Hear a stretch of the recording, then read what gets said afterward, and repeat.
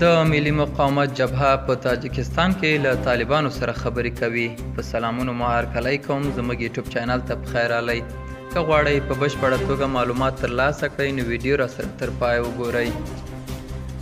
تاند پنجشنبې د سرطان په 14مه د روسیې سپوتنیک خبري اژانس وایي د احمد مسعود په مشرۍ د ملي مقاومت جبهه غواړي چې د تاجکستان په پلازمینه دوشنبې کې د طالبانو له استازو سره غونډه وکړي.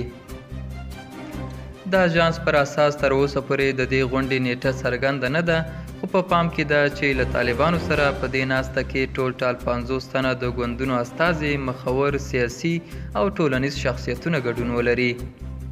سپوتنیک په ملي مقاومت جبهه کې د خپلو سرچینو په قول ویلي چې د دې غونډې هدف اوسني بحران ته د حل لارې موندل او د افغانستان د ټولو سیاسي قوتونو په ګډون د ټولګډونه حکومت جوړول دي.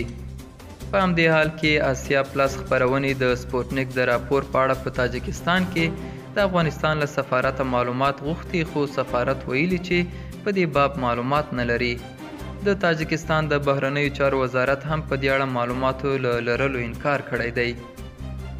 د تاجکستان د بهرنیو چارو وزارت چارواکو ویلي دوی دا موضوع نه تاییدولی او نه هم ردولی شي. طالبانو هم په دې اړه څه نه دي ویلي. آسیا پلس په دوشنبې کې د طالبانو له استازو سره د احمد مسعود غونډه د روسیې د ولسمشر ولادیمیر پوتین د تاجکستان له سفر سره تړلې بولي او وایي وروسته له دې چې د جون په 28مه ولادیمیر پوتین دوشنبې ته لاړ، په دغه ښار کې د طالبانو او د هغو د یو شمېر مخالفینو د غونډې موضوع مطرح شوې ده. پوتین او علي رحمان د خپلو خبرو په پای کې په افغانستان کې د ټولګډونه حکومت غوښتنه وکړه.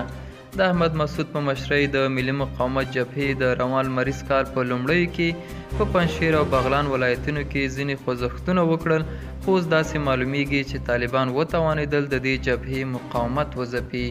دا و زموږ نننۍ چمتو شوې ویډیو. تر بیا ښه وخت، ښې چارې.